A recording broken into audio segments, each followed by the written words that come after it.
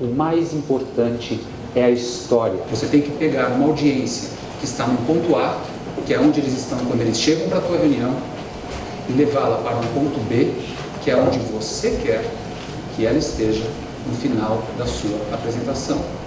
A maioria das pessoas começa uma apresentação fazendo a partir das apresentações antigas. Qual é o problema disso? O problema é que você vai pegar pedaços que não fazem sentido e colocar junto, jogar numa parede, sem necessariamente uma conexão entre eles. O resultado disso acaba sendo o quê? Acaba sendo uma sequência não necessariamente lógica e provavelmente não engajadora de fatos e informações. Qual é um outro erro muito comum ou uma armadilha muito comum? É o excesso de bullet points. E o problema não é o bullet point, é o que vem do lado dele. Quantos por cento da audiência de vocês é alfabetizada? 100%? Se você coloca texto na frente de uma audiência alfabetizada, para onde vão os olhos deles e o que eles vão fazer? Dá para prestar atenção no apresentador enquanto isso? Não dá. Quantas vezes o apresentador, ao invés de estar conectado com a audiência, está conectado com a tela e o que está aqui atrás não importa? Quão comum isso é?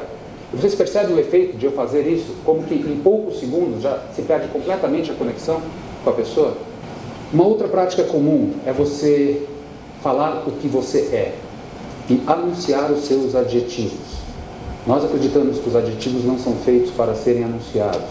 Eles são feitos para serem exercidos e concluídos. Não é engraçado uma pessoa falar para uma audiência que o produto e a empresa dela é extremamente eficiente e a apresentação que está lá é uma porcaria? Não é uma incongruência. O que nós fazemos bem. Nós somos excelentes administradores. Como é que você justifica uma apresentação pessimamente mal produzida? Essa incongruência nós não percebemos necessariamente conscientemente, mas o subliminar começa a gerar mensagens de erro lá dentro. O que está acontecendo? Será que é mesmo? Que tal, ao invés de falar dos seus diferenciais competitivos, você falar para a audiência como que os seus diferenciais competitivos solucionam a vida dela? Se uma informação não está a serviço da audiência, se existe a chance da audiência se perguntar, e eu com isso? Alguma coisa está errada. Force-se a mudar essa informação e colocá-la a serviço da audiência. A primeira coisa que nós fazemos antes de começar uma apresentação é uma etapa de diagnóstico. Vejam bem, ninguém abriu o PowerPoint ainda. Essa etapa de diagnóstico ela tem 5 passos. Eu vou passar muito rapidamente por cada um deles. O primeiro é o cenário da sua apresentação. Onde você está? O cenário agora é um apresentador com aproximadamente 100 pessoas e uma tela razoavelmente grande. Uma situação muito tradicional de apresentação são 2 pessoas ou 3 numa sala de reuniões com um computador, um laptop. E uma outra situação de apresentação é uma onde você está no Starbucks com alguém e talvez nem tenha um computador. Ela ainda é uma situação de apresentação. É uma comunicação de uma pessoa para outra pessoa, tem alguma coisa em jogo e você precisa da persuasão para levá-la do ponto A para o ponto B. Tempo da apresentação. E o brasileiro é bem diferente do americano nesse sentido. Quando eu vou perguntar para eles, quanto tempo você quer falar? Eu falo, uns 20 minutos, mas pode ser mais? Até uns 40 tá bom. Existe uma dificuldade em determinar o tempo da apresentação. O problema é o seguinte, uma informação que é relevante numa apresentação de 50 minutos, não necessariamente é uma apresentação de 5 minutos. Então o tempo, ele filtra a relevância das informações que você vai trazer. Se você não levar em consideração o tempo, você já começa a ser desadequado para aquela situação. Audiência.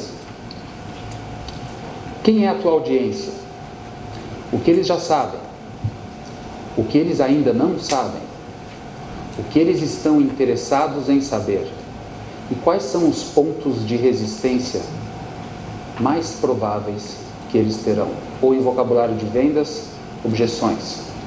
Pior, das objeções que eles têm, quais eles vão te falar e quais eles não vão nem te falar. Seja por timidez, seja porque ele nem percebeu alguma incongruência que a apresentação tem, mas ele só termina sentindo aquele negócio que, olha, eu gostei, é bacana, mas não sei. E muitas vezes a pessoa não está totalmente ciente dos problemas e dos gaps que tem. Então, muitas vezes, cabe a você pegar a objeção e, ao invés de torcer para que ninguém pergunte, voluntariar aquela informação e explorar.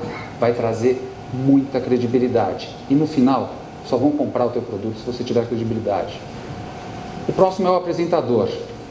Quase todos os apresentadores dominam completamente o assunto que eles apresentam, mas nem sempre eles dominam a apresentação. A apresentação por um apresentador que domina a apresentação é diferente do que a apresentação de um apresentador que não domina. Ela precisa ter menos texto, ela flui de uma forma diferente, você consegue colocar mais slides, você consegue dar mais agilidade para o apresentador trabalhar mais com imagens, e com isso ele vai ter um efeito muito maior na audiência. Mas não adianta nada forçar essa situação num apresentador que não esteja treinado para ela. E o quinto ponto é onde as pessoas geralmente fazem uma curva errada logo no começo e vão embora errado. A grande maioria das pessoas com quem nós conversamos, quando o caso é um caso comercial de venda, a gente pergunta para eles: qual é o objetivo da sua apresentação? Nessa fase aqui de diagnóstico, o que vocês acham que ele responde? Vender. E aí o que nós falamos é o seguinte: entendi. Ele está vendendo um produto de 10 milhões de dólares. Entendi. Você está esperando que ao acabar de falar, as pessoas vão vir até você, assinar o cheque, dar o número do cartão de crédito e comprar o teu produto? Não, Rogério, você não entendeu. Meu produto custa muito caro para a pessoa comprar na primeira reunião. E como é que funciona? Funciona da seguinte forma: se eles estiverem interessados para a gente marcar uma segunda reunião, eu puder trazer meu time, e ele puder trazer o time dele técnico para a gente entrar na profundidade do negócio, explorar isso, e ele já estiver predisposto para comprar, eu sou a pessoa mais feliz do mundo. Entendi. Então, o teu objetivo é uma segunda reunião. A apresentação para você vender alguma coisa na primeira reunião e a apresentação para você deixar a pessoa predisposta a marcar uma segunda reunião, onde você vai ter tempo para se aprofundar e ele já estiver avançando no processo de decisão, são duas apresentações completamente diferentes. O que as pessoas fazem, geralmente, fazem a mesma apresentação para as duas situações. Faz sentido o diagnóstico? Primeira etapa cumprida. Dali, a gente vai para o roteiro. Então vamos lá. Para falar do roteiro, eu vou emprestar essa cadeira. De quem é essa cadeira? O diretor de cinema. A gente empresta vários conceitos do cinema. O cinema entretém. Você passa 2 horas olhando para uma tela num lugar escuro, teoricamente propício a dormir. E o porquê você fica ligado naquilo o tempo inteiro? Como é feito um filme? Quais são as características com as quais a gente pode aprender para uma apresentação em uma situação que você tem que engajar a sua audiência? A primeira coisa que acontece no filme é o diretor pegar a câmera e sair filmando. O que acontece antes? Tem um roteiro lá atrás onde ele vai se basear. Na verdade, é o único pedaço do filme que é 100% original. Todos os outros são baseados nele. Já pensaram nisso? Vocês já foram num filme que começa bem, aí conforme ele progride, ele continua bem, depois a partir da metade ele está tudo bem e acaba bem? Já viram um filme desse? O filme tem problema, né? O filme tem conflito. O filme tem dilema. Então, essa linearidade não ajuda nem filme, nem apresentação. Então, uma das coisas importantes é fazer uma mudança de carga constante ao longo da sua apresentação. Você já monta isso no roteiro, você não vai improvisar isso. Pouca gente toma decisões, principalmente grandes decisões, sem estar convencido, tanto no nível emocional quanto no nível racional. Apenas com um roteiro que abranja os dois, você atinge 100% do indivíduo. As suas chances de sucesso são muito maiores. Mas você está falando de emoção, meu tema é muito técnico, não dá para colocar emoção. Eu faço apresentações para mercado financeiro o tempo inteiro e dá para colocar emoção sempre. Esse projeto que eu acabei de te apresentar tem uma taxa de retorno de 35% em 6 meses. Você há de convir comigo que ele é muito interessante. Essa é uma forma de apresentar. A outra forma, eu estou te mostrando um projeto que retorna 35% em 6 meses. Mas eu não sei quanto tempo essa oportunidade vai estar disponível. Coloquei emoção. Que emoção é essa que eu coloquei aqui? Medo. Gerado através do quê? Escassez. Eu trouxe um componente de escassez, gera medo. A neurociência fala que tem duas grandes coisas que motivam o ser humano, que é medo e ameaça e oportunidade. Se você trabalhar as duas, intercambiando elas ao longo da apresentação, vai acontecer milagres com a tua audiência. Word. Você escreve em Word.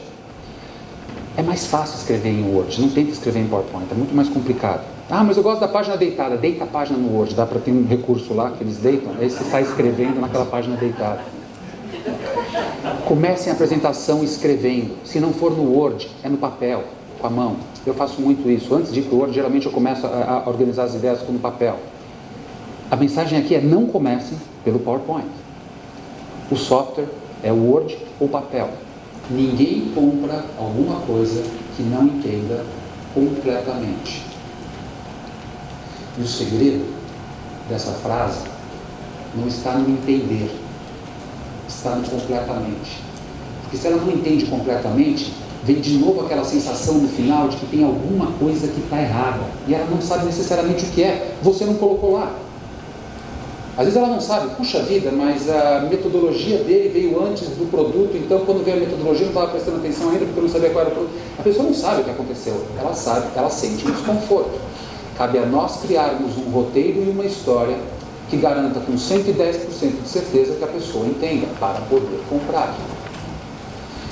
Manter a atenção é muito mais difícil do que criar atenção. Por quê? Porque você passa mais tempo falando.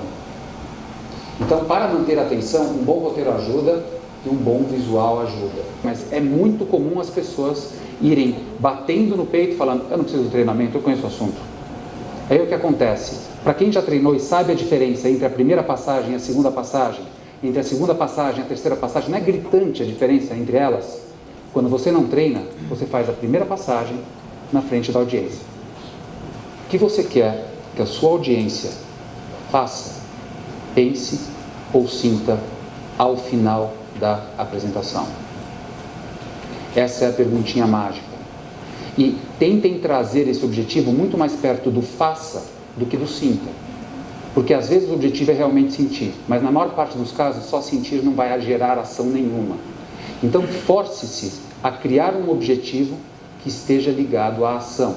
Nem sempre é o caso, mas a grande maioria dos casos é o caso.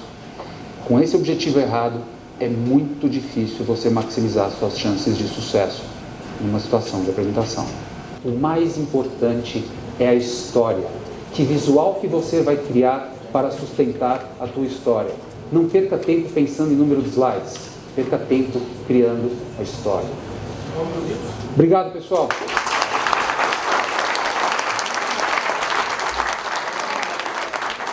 O mais importante é a história.